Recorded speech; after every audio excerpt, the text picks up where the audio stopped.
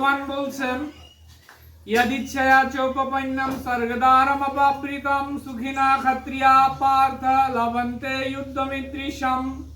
সংসারে আমরা কি চাই?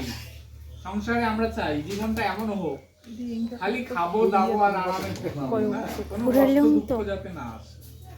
কিন্তু ভগবান এখানে বলছেন অর্জুন তোমার কাছে এই যুদ্ধটা হচ্ছে স্বর্গের দ্বার স্বরূপ।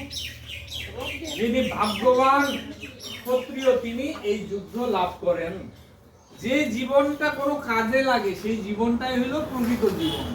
আর 100 বছর বাঁচিয়েও যদি খালি কোনো কাজে লাগে না, যেমন পশুর ধর্ম হইল আহার নিদ্রা ভয় মৈথুন, আমরা মানুষ হয়েও যদি ওই ধর্মের মধ্যে আবদ্ধ থাকি শারীরিক সুখ ভোগের মধ্যেই, তাহলে মানুষ আর পশুর মধ্যে কোনো ভেদ নাই।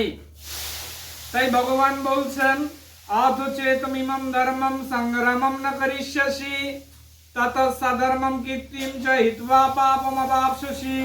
ভগবান বলছেন এই যুদ্ধ যদি না করো, ভগবান পাঠাইছেন এই সংসারে ধর্ম পথে চলার জন্য, অধর্মকে দূরে সরায় রাখার জন্য। সেই পথে যদি আমরা না চলি, ভগবান বলছেন তুমি পাপের ভাগী হবে। কর্মফল মানব জন্মে আসলে কর্মফল ভোগ করাই লাগবে।